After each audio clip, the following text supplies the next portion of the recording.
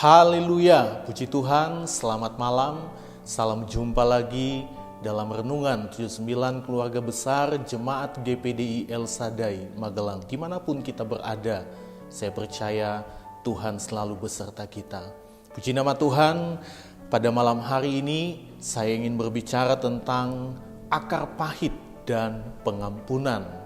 Mari sama-sama kita akan melihat dalam kebenaran firman Tuhan dalam Efesus pasal 4 ayat 26 sampai ayat 27.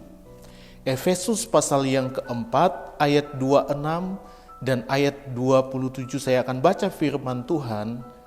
Apabila kamu menjadi marah, janganlah kamu berbuat dosa.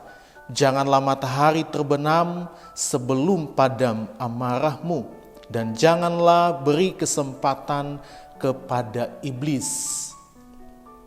Bapak, Ibu, dan Saudara yang diberkati oleh Tuhan, tahukah kita bahwa akar pahit itu adalah hasil dari sakit hati yang menjadi amarah berkepanjangan di dalam setiap kehidupan kita. Atau dengan kata lain, amarah yang sudah menetap di hati kita, yang sudah melekat di hati kita.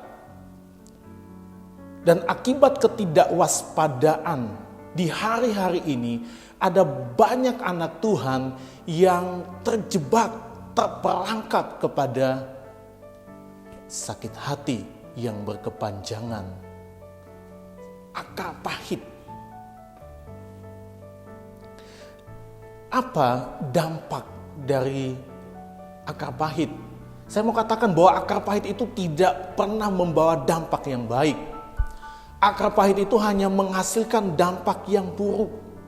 Ada beberapa dampak dari akar pahit yang ingin saya katakan pada malam hari ini, di mana akar pahit itu menjadi penghambat dalam pertumbuhan iman dan rohani kehidupan anak Tuhan. Kenapa? Karena akar pahit itu adalah tabiat daging.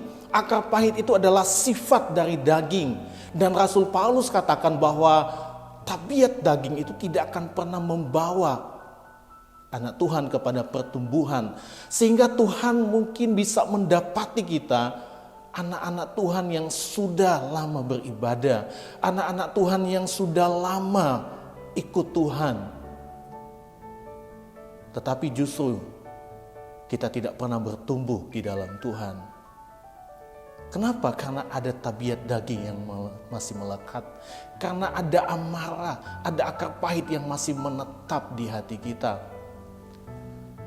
Akar pahit juga itu menjadi penghambat jawaban doa orang percaya. Saya banyak mendengar kesaksian, ada begitu banyak orang yang bersaksi, mereka sudah berdoa, tetapi mereka nggak pernah mendapat jawaban. Kenapa?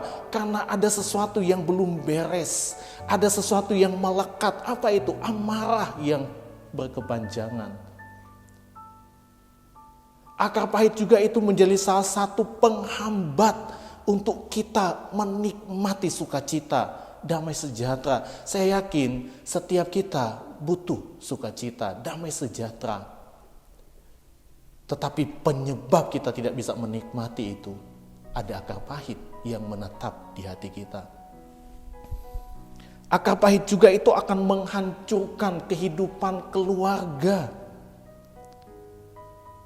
Bagaimana kalau ada suami yang sedang akar pahit kepada istrinya, atau istri yang sedang akar pahit kepada suaminya, anak-anak akar pahit kepada orang tuanya, dan sebaliknya orang tua akar pahit kepada anak-anaknya?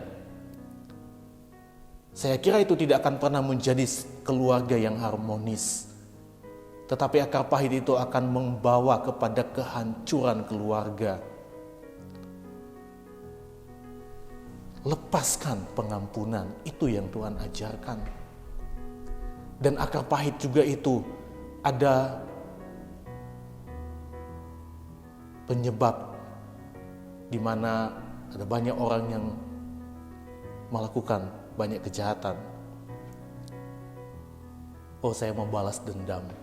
Saya banyak melihat berita bagaimana ada orang tua yang rela bunuh anaknya. Anak rela bunuh orang tuanya. Kenapa? Akar pahit.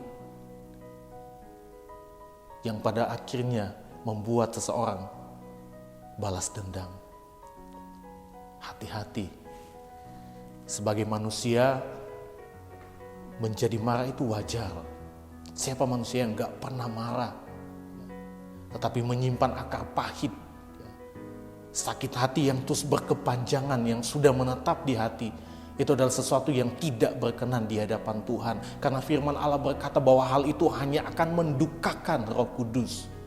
Itu sebabnya Tuhan mengajar setiap anak-anak Tuhan, lepaskan pengampunan. Coba kita lihat dalam Efesus pasal 4 ayat 30 sampai ayat 32. Saya baca firman Tuhan. Efesus 4 ayat 30, 31 dan ayat 32. Dan janganlah kamu mendukakan Roh Kudus Allah yang telah memeteraikan kamu menjelang hari penyelamatan. Segala kepahitan, kegeraman, kemarahan, pertikaian, dan fitnah hendaklah dibuang dari antara kamu. Demikian pula segala kejahatan. Tetapi hendaklah kamu ramah seorang terhadap yang lain, penuh kasih mesra dan saling mengampuni, sebagaimana Allah di dalam Kristus telah mengampuni kamu. Kita perhatikan dalam ayat-ayat ini, di sana ada kata mendukakan. Kata mendukakan itu dalam bahasa Yunani ditulis dengan kata lupeo, yang berarti membuat sedih atau menyakiti. Itu sebabnya ketika orang hidup dengan akar pahit, tanpa ia sadar ia sedang menyakiti Roh Kudus. Tanpa ia sadar ia sedang membuat Roh Kudus itu bersedih. Dan perhatikan di sana juga ada kata memeteraikan, yang berarti menandai. Kita adalah anak-anak Tuhan yang sudah, orang-orang yang sudah punya tanda. Dan kita adalah anak-anak Tuhan, itu tanda kita. Tapi saya mau ingatkan, jangan sampai tanda meterai itu hilang hanya karena kita membuat Roh Kudus itu sedih, hanya karena kita membuat Roh Kudus itu berduka dengan akar pahit yang ada di dalam hati kita. Itu sebabnya saya mau katakan sekali lagi, lepaskan pengampunan. Belajar untuk mengampuni dan melupakan. Nah, ada berapa kali kita harus mengampuni? Kita akan melihat dalam kitab Injil Matius 18. Injil Matius 18 ayat 21 sampai ayat 22. Firman Tuhan katakan seperti ini.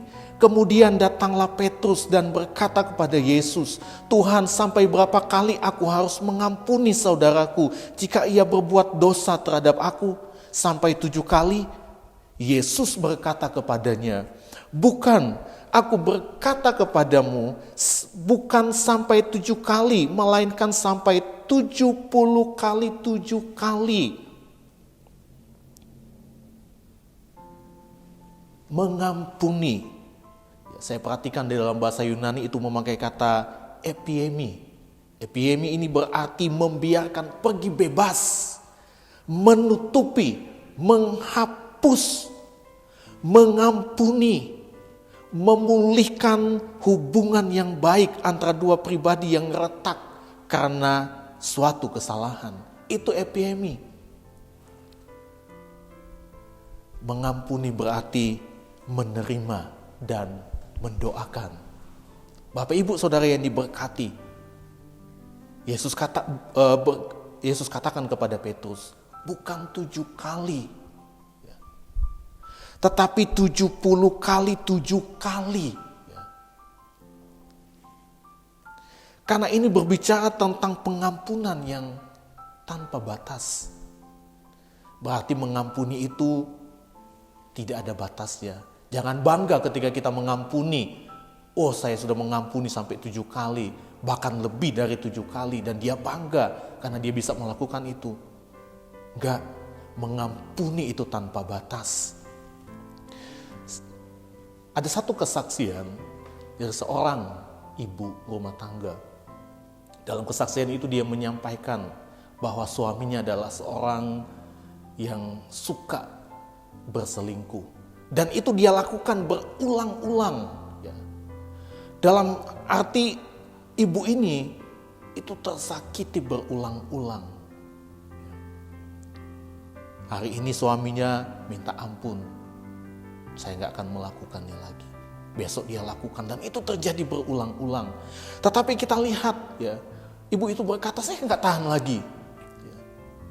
Saya harus cerai, saya harus meninggalkan dia.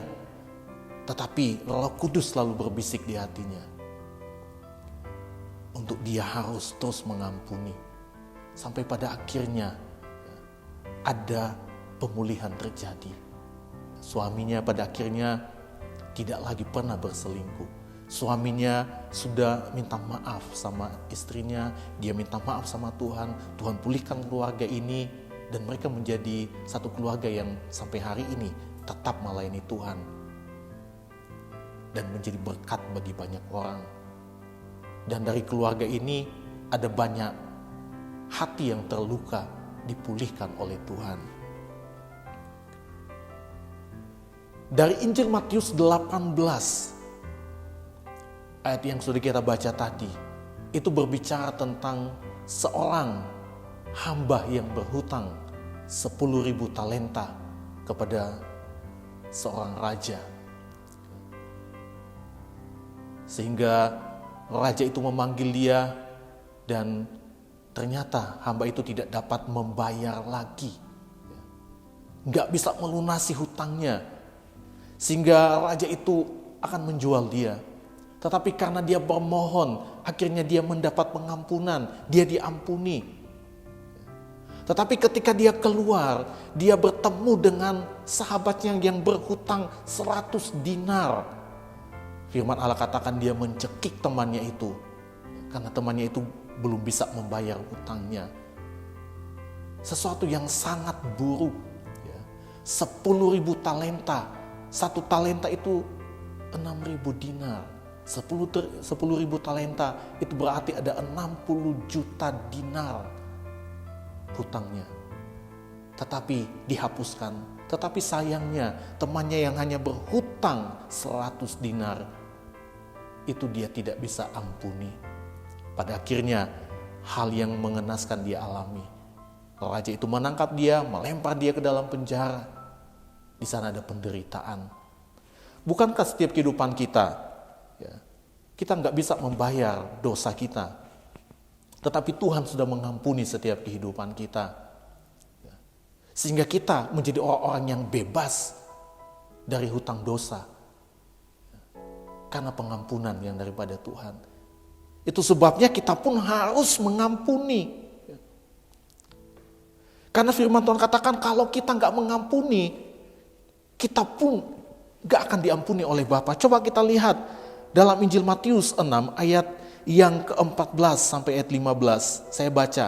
Matius 6 ayat 14 ayat 15. Karena jikalau kamu mengampuni kesalahan orang, Bapamu yang di sorga akan mengampuni kamu juga. Tetapi jikalau kamu tidak mengampuni orang, Bapamu juga tidak akan mengampuni kesalahanmu. Dalam arti di sini jangan sampai anugerah Tuhan itu hilang dalam hidup kita. Jangan sampai kasih karunia Tuhan itu hilang dalam hidup kita. Karena ada akar pahit yang melekat di hati. Bagaimana menjadi anak-anak Tuhan yang terbebas dari akar pahit? Berdoa, minta pertolongan Roh Kudus untuk memulihkan setiap kehidupan kita.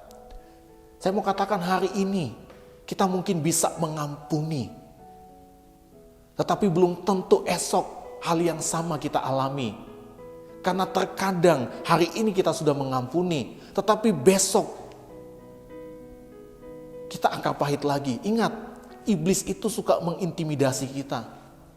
Mengingatkan kita kepada peristiwa-peristiwa yang sudah kita alami. Yang membuat kita sakit hati. Itu adalah pekerjaan dari kuasa kegelapan. Itu sebabnya firman Tuhan katakan dalam Efesus 4 ayat 27. Jangan beri kesempatan kepada iblis. Untuk membawa kita kepada hal-hal yang sudah kita alami, yang sudah membuat kita sakit hati. Tapi bagaimana supaya kita terbebas dari sakit hati?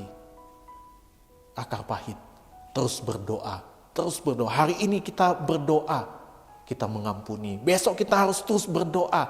Untuk kita terus mengampuni. Sampai kita dipulihkan oleh Tuhan. Sampai kita benar-benar lupa dengan rasa sakit hati. Dengan akar pahit. Sehingga hati kita bebas dari akar pahit. Dan kita menjadi orang-orang yang berkenan di hadapan Tuhan. Karena kita adalah orang-orang yang menang dengan setiap keinginan daging. Dari setiap godaan kuasa kegelapan untuk menjatuhkan kehidupan kita terus di dalam dosa. Puji nama Tuhan. Mari setiap kehidupan kita Bapak Ibu, Saudara yang ada di rumah, biarlah firman Tuhan pada malam hari ini boleh menjadi kekuatan bagi kita semua. Ingat, lepaskan pengampunan. Jangan sampai kita ditinggal karena ada akar pahit yang terus melekat di hati kita. Saya akan berdoa buat firman Tuhan, buat Bapak Ibu yang ada di rumah. Mari sama-sama kita berdoa. Terima kasih Bapak yang baik. Terima kasih Tuhan Yesus Kristus buat firman-Mu yang sudah kami dengar pada malam hari ini. Ajar kami menjadi anak-anak Tuhan yang tidak menyimpan akar pahit di dalam setiap hati kami. Ajar kami untuk dapat menjaga hati kami dengan segala kewaspadaan. Supaya kami tidak terperangkap kepada amarah yang berkepanjangan. Yang pada akhirnya membuat Roh Kudus berduka. Roh Kudus sedih. Roh Kudus tersakiti dengan setiap akar pahit yang ada di hati kami. Kami mau menjadi anak-anak Tuhan yang berkenan di hadapan Tuhan. Sampai kami menikmati setiap janji Tuhan. Itu sebabnya Tuhan, hamba berdoa, pulihkan setiap keluarga, pulihkan setiap hati, pulihkan umat-umat-Mu dalam nama Tuhan Yesus Kristus. Sehingga kami boleh menjadi umat-umat yang menang di dalam Engkau. Terima kasih buat firman-Mu. Kami berdoa di dalam nama Tuhan Yesus Kristus. Haleluya. Amin.